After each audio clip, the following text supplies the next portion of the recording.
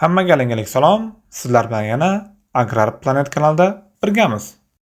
Bugun biz sizlarga nasldor buqalarni saqlash, ulardan urug' olish va urug'larni, ya'ni spermalarni qanday saqlash haqida ma'lumot berib o'tamiz.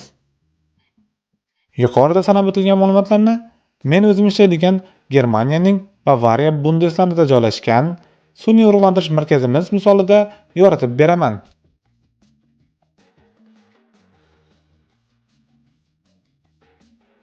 Buqalardan urug' olish va sigirlarni sun'iy qochirish Germaniyada 1950-yillar keng ommalasha boshlagan.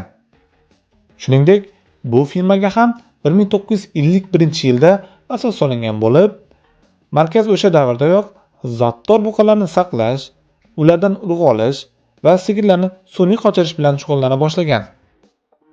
Hozirgi kunga kelib, markazimizda 80 dan ortiq o'ta zotdor buqalar bor. Ulardan olingan urug'lar Yevropa davlatlaridan tashqari yana 10 ga yaqin davlatlarga eksport qilinadi. Oldindan ma'lumot sifatida shuni aytib o'tishim kerakki, bunaqangi sun'iy urug'lantirish markazlarining laboratoriya va buqalar saqlovchi qismlariga begonalarning kirishi qat'iyan taqiqlangan. Buqalar alohida bokslarda va juda toza holda saqlanadi. Haftada 2, ba'zan 3 marotaba buqalardan sperma olinadi.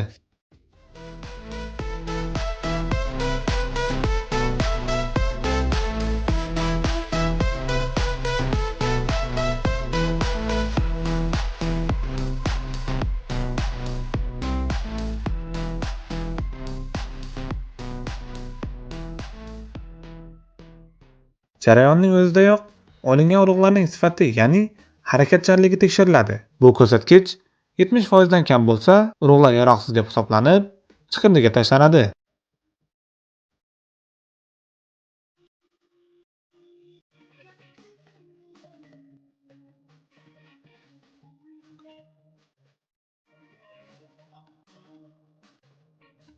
Siz ko'rayotgan bu plastik nachalarining ichida 13 milliondan 20 milliongacha bo'lgan miqdordagi tirik spermalar bo'ladi.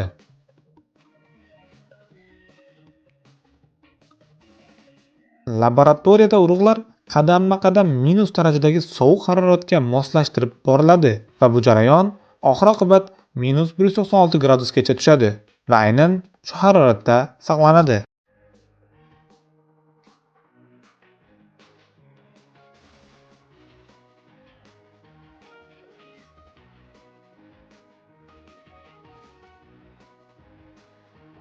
Bu konteynerlarda urug'lar saqlanadi va bu yerdagi minus 196 gradus haroratni saqlash uchun bizga suyultirilgan azot kerak bo'ladi.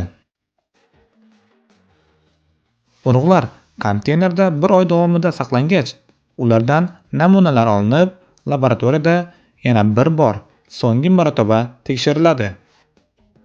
So'nggi tekshiruvlardan keyingina ulardan sigirlarni sun'iy qochirishda foydalanishga ruxsat beriladi. Va aksincha, tekshiruv natijalari yomon chiqsa, ulardan foydalanish mumkin emas va ular chiqindiga aylanadi.